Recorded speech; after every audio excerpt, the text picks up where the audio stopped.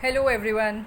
Today we are going to learn about the sulci and gyri on the medial surface and inferior surface of the cerebrum. So here you can see the diagram that is showing the sulci and gyri on the medial surface. Right? So we'll be taking medial surface first. Now before learning about the sulci and the gyri on the medial surface, we can see some other parts, right? So let us see what are those parts, right? Here you can see this area, right? This is called as corpus callosum, right? This is the central part of the medial aspect of the hemisphere. It is called as corpus callosum, and we have already talked about it in the previous videos that it connects both the cerebral hemispheres. The corpus callosum is divisible into three parts again, that is the anterior end, body and the posterior end, right? The anterior end is called as genu, right? And the posterior end is called as the splenium. Okay, this is genu, body and splenium. It is made up of the nerve fibers connecting the two cerebral hemispheres. Below the corpus callosum, there are septum pellucidum, right? Here you can see this yellow colored area, that is septum pellucidum.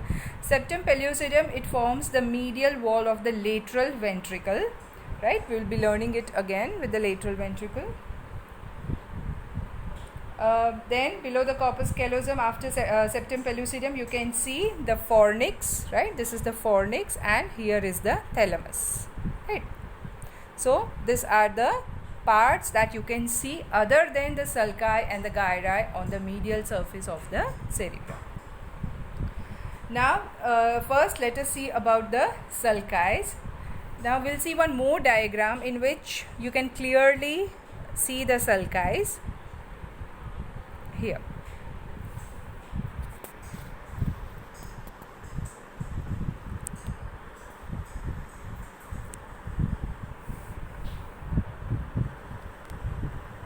Now first the cingulate sulcus, right?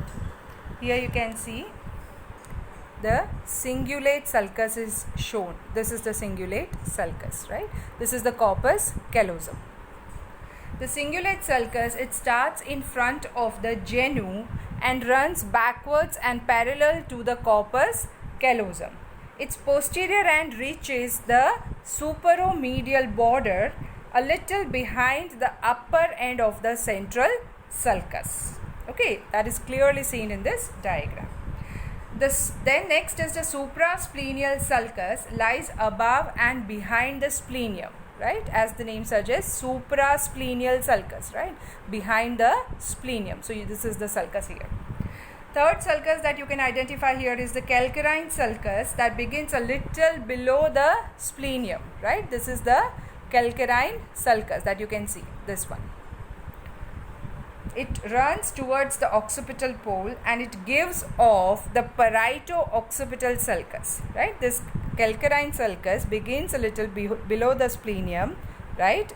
This one, and in the middle, see, it is giving off one another sulcus that is called as the parieto-occipital sulcus, which reaches the superolateral surface. A little below the genu, there are two small anterior and posterior par-olfactory sulci. These two that you can see, right?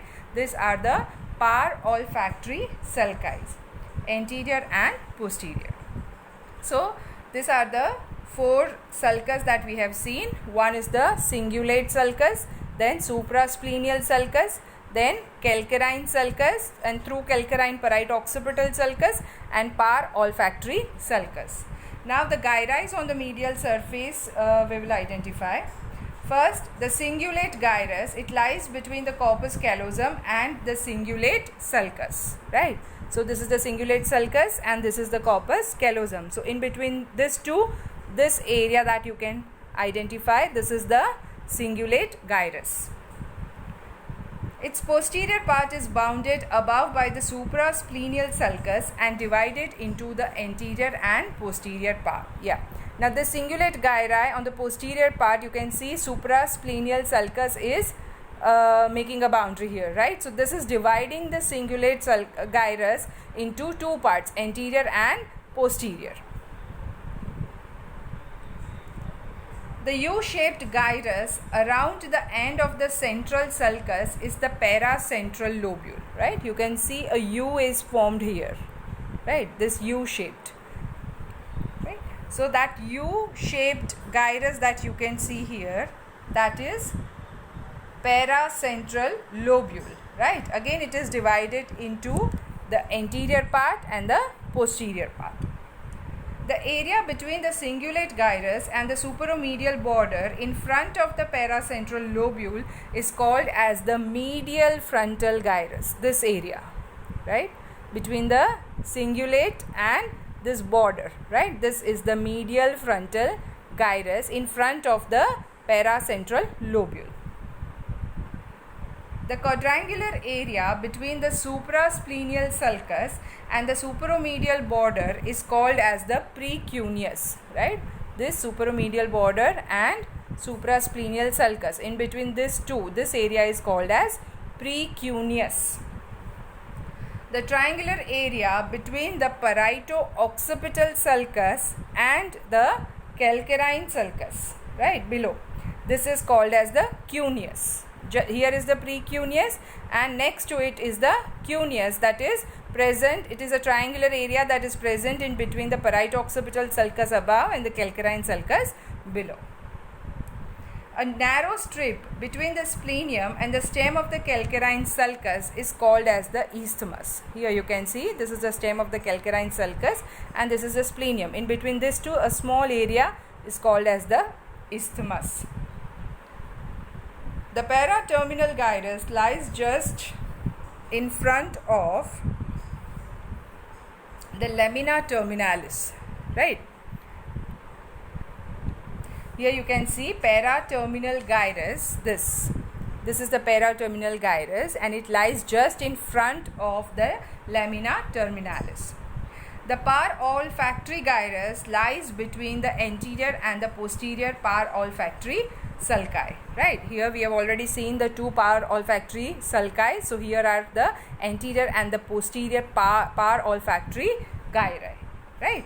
So these are all about the gyrus, right? There are 4 sulci and the 8 gyri that you have to remember on the medial surface of the cerebrum. Okay, that is all about the medial surface of the cerebrum. Next we will be taking on to the inferior surface, right? The sulci and gyri on the inferior surface, and we know that inferior surface is divided into orbital surface and the tentorial surface, right? So first we will take the sulci and gyri on the orbital surface.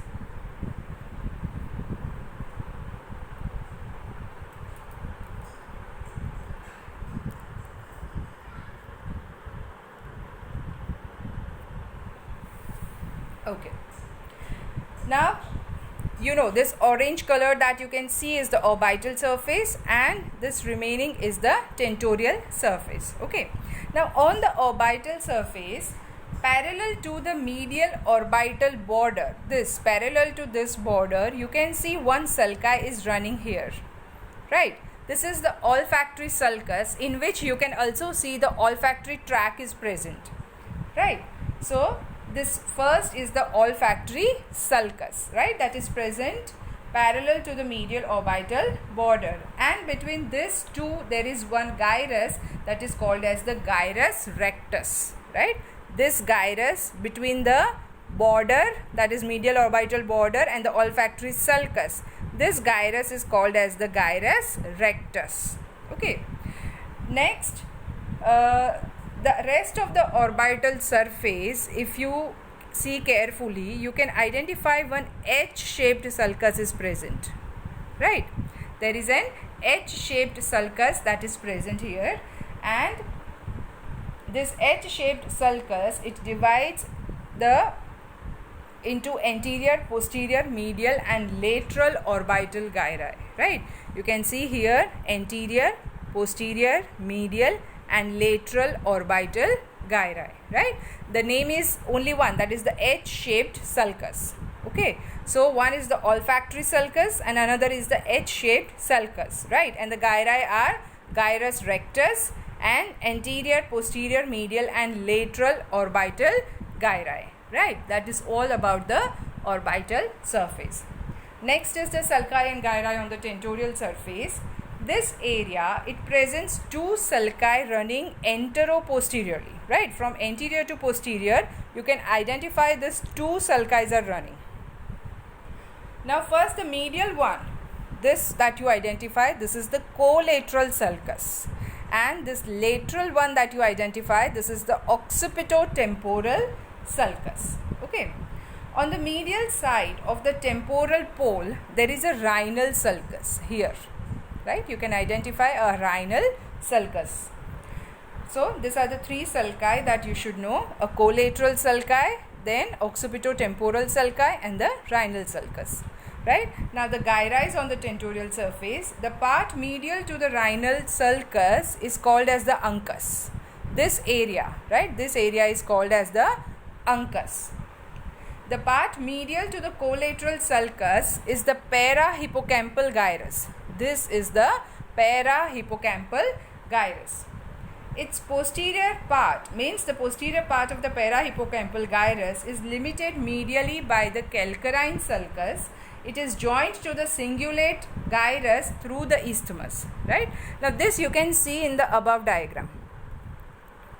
From here you can see the parahippocampal gyrus is shown here, right? And here it is connected to the calcarine sulcus, and through isthmus, this is the isthmus, through isthmus it is also getting in continuation with the cingulate gyrus, right? So that you can identify in this diagram. Coming back to the tentorial surface. Okay. Next you can see the part lateral to the collateral sulcus. This is the collateral sulcus. Part lateral to it, you can see it is divided into two areas, that is two gyri, medial occipitotemporal gyrus and lateral occipitotemporal gyrus, by the occipitotemporal sulcus, right? So occipitotemporal sulcus is dividing this area into medial and lateral occipitotemporal gyri, right? So here you have to remember only this many gyri. One very important, you can see the uncus area, right? Then parahippocampal gyri, then this two are the medial and lateral occipitotemporal gyrus. Okay, that is all about the sulci and gyri on the orbital and the tentorial surfaces, right? With this we complete with all the sulci and the gyri. In the next video we will be learning about the functional areas of the brain, especially cerebrum. Okay, bye for now.